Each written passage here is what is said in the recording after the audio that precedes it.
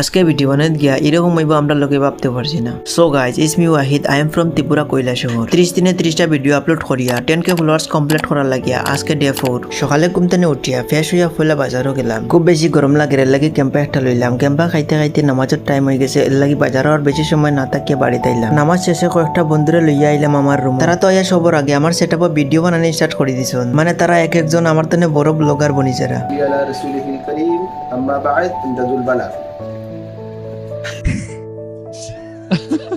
দেশ ও বিদেশ প্রবাসী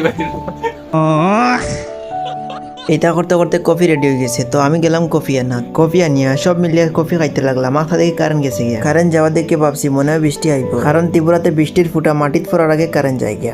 বাইরে দেখি সত্যি সত্যি বৃষ্টি আইছে। যাই হোক, বৃষ্টি শেষ হওয়ার পর ভাবলাম যে ভিডিও শুটিং করতে যাইতে লাগবো। তো আমি রাস্তাতে ওয়েট করলাম, আরো দুইজন আইব তারপর যাই। ওয়েট করতে করতে কিছু সময় বাদে একজন আইছে বাইক লইয়া। তার লগে লগে দেখি আরেকজনও বাইরে গেছে তার বাড়ির থেকে। তারপরে তিনজন মিলিয়া গেলাম ভালো একটা লোকেশনে ভিডিও শুটিং করার লাগিয়া। তারপর আর একটু জায়গা যাওয়ার পর দেখি আজকে ওয়েদারটা খুব বেশি ভালো। এখানে যাওয়ার পরে আর একটা বন্ধুরে ফোন করে বসি তার গিম্বলটা লইয়া আওয়ার লাগে, কারণ আজকে ভিডিও শুটিং আর ফটো শুটিং হইব। তার গিম্বল লইয়া আওয়ার পরে বেশি সময় নষ্ট না করিয়া ফটোশুট আর ভিডিও শুটিং করতে লাগলাম। আপনারা তো নিজের চোখে দেখতে পারবেন আজকের ওয়েদারটা কেমন। এখানে যাওয়ার পরে হালকা হালকা বাতাস আর লগে ভালো ওয়েদার, মানে আজকে খুব বেশি ভালো লাগছে এখানে যাওয়ার পরে। আমি তো ভিডিও শুট করলাম, আস্তা দেখি আমার বন্ধু একটা ফেক অর্ধেক টুকি গেছে। জিগাইলাম গীতা হইছে কয় লাইক করো। এখানে আরেকজন আমার মতন অনুকুটি বাজারের এড বানার।